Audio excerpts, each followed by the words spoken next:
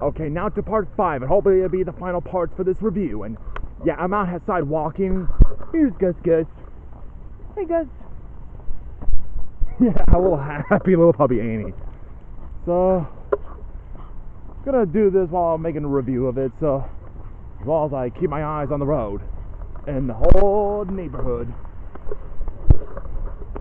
We'll be seeing some decorations. So back to the review. So Mountjoy takes the kids to the cemetery where he said, "Well, playtime's over, children, because the night ends here," and it points to the catacombs. Well, I did say that in part 4 on the review on that one. So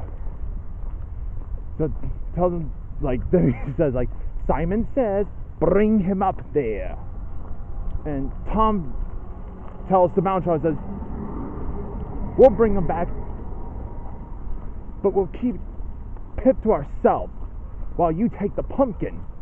And Mountjoy responds, "Brave words, boy. Hurry, the dawn is approaching." So the kids went down to the catacombs, and all the way down they see a bunch of skeletons in there.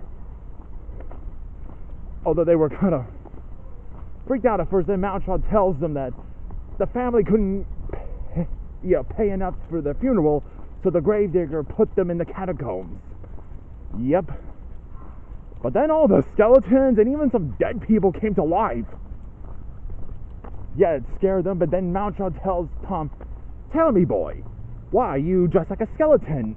And his response is, "Because of my name." I'm like, Mountjoy's like, "No, have you learned nothing, boy?" "Oh yeah, here's a Halloween decoration." Cool, huh? Yeah, I got a friend that lives there. So I'll get back to the review. So Tom began to realize what the lesson is about him dressed like a skeleton. It's because if we face death eyeball to eyeball, it loses its power over us, so it won't scare us. And he said, "Good, excellent, you finally learned something. Now go get Pipkin." Yeah, Pipkin is just standing there at the corner of the catacombs. Just looks exhausted while still holding on to his pumpkin. So Tom bravely goes through past these skeleton zombie things. And when he made it, he finally made it. So then Tom said to Pipkin, like, "Oh, Pipkin, I'm sorry. I am so sorry." Yeah, even Pipkin has no idea what he's talking about. Like, what are you talking about? You made it. It turns out Tom, he kind of wished for something to happen to Pipkin so that he could be leader. I'm like, dude, why would you wish for something like that? But then he said he never thought it'd be that illness he's got, appendix or whatever. But yeah, Tom felt bad for having that wish, just because he wanted to be the leader. But Pipkin already forgave him. He's like, "Don't be silly, Tom. I'll let you lead any day," which kind of shows how much of a sweetheart that kid is.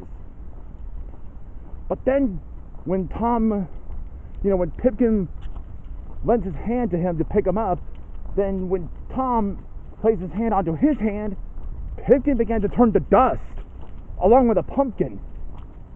And it turns out but then Pipkin's pumpkin magically, come on, Gus. Pipkin's pumpkin just magically teleports itself to Mountjoy's hand. Well, now he carries it. Yeah, and he then says, like, "And I know just where to put it." And Tom just, yeah, he was not happy about. He's like, "Hey, that's not fair. You said we get pumpkin and get your pumpkin back. We keep Pipkin." But then Mountjoy tells him, like, "Oh, please, this was never a contest." And the kid's calling out for cheating. That if they, they point out that if they help Mountjoy to get his pumpkin while also solving 3 mysteries of Halloween, the whole origins and then the costumes about it, he promised that Pipkin would, be with them again. But Mountjoy tells him that it's because his payment was due. And since he has no payment, he's his now. Which Come to think of it, makes you wonder if he's the Grim Reaper or the Angel of Death. Although I have read some things about in the book, they ask who he is, and he's like, you tell me. So he probably would be either the Grim Reaper or the Angel of Death. Although the kids, well, back to the review, they're all kind of like sad because now Pipkin will be gone forever since he'll be passing away. But then Tom decides to offer something to Mounchhound. And he's like, you?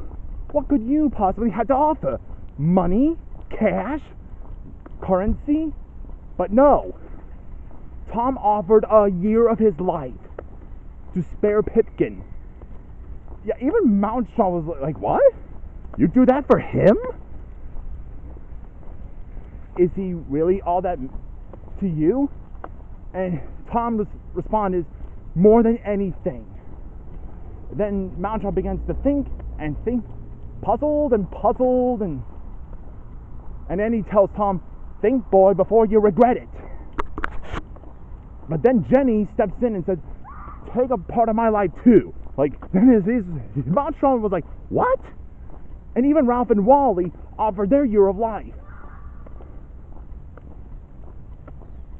The kids offered Mounchhound a year of their own lives for Pipkin as a payment. And Mounchhound was like very moved by how they would do it for Pipkin. And his response is, yes, I like it. Then he gives them the sugar skull and opens each pieces for them, and he tells them, chew and swallow. And they all take each of the pieces and get to eat it, but then all the dust shines up and Pipkin got back to be a spirit, and he ran faster like a shooting star and snatched the pumpkin and flew off. So the kids then wonder where Pipkin's gone to, and Mounchhound suggests only one place left, home. And then he starts teleporting himself and the kids back to the present, back to the present era and back home, while he says, one last game of musical chairs.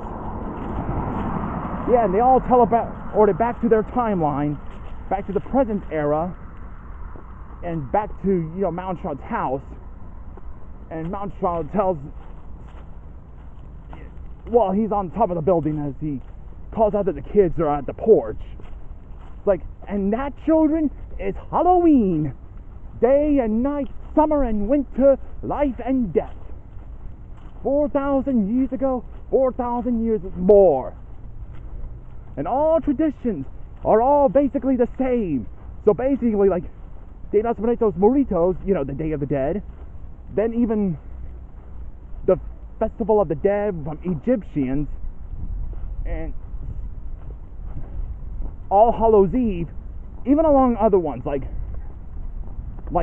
Samhain and All Saints Day and All Souls Day, the Catholic holidays, which all of them are like combined of Halloween. Yeah, and Mounchhound thanks him for the amusing day, and even really appreciate how the kids would do it for their friend. Although Tom at first asked Mounchhound about, what about Pipkin? And he tells him, go, see for yourself. Here is your trick or treat. So the kids rush off and go to Pipkin's house, and they see his pumpkin just standing there by the deck, and then they see Pipkin out by the window in his bedroom. So so Pipkin is alive, and the doctors already took out his appendix out, so he's no longer feeling ill nor death. So, but then he tells them, the kids feel a tearful moment because now Pipkin will still be alive. Then Pipkin tells them thanks, and they're like, what are you talking about? We didn't do nothing.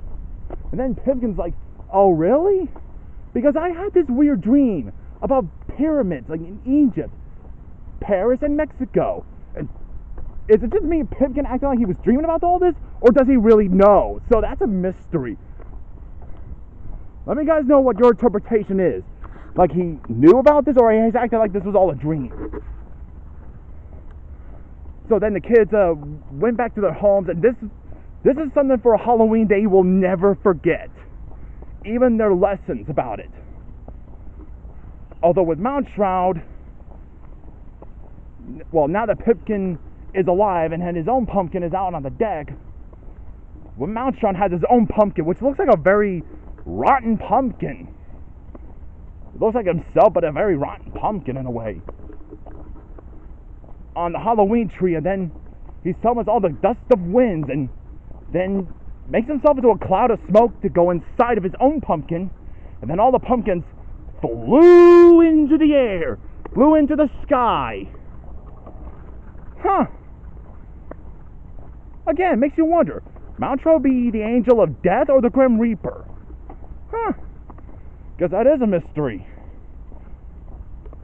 And so that was the Halloween tree, and to be honest, this was actually a pretty good special. Yeah. The story's really good, it was well written, and it's nice to see, hear, Leonard Nimoy, who did Spock from Star Trek, and Xehanort from Kingdom Hearts. Yeah, imagine having Xehanort to teach you the origins of Halloween. So, oh yeah, and Ray Bradbury playing the role of the narrator. Yeah. And it was a very nice way. I think both the film and the book it's based on, I still hope to get that as a way to teach the origins of Halloween better than how people would make some, crappy claims about it. Very annoying type of people. But overall, it was actually pretty good.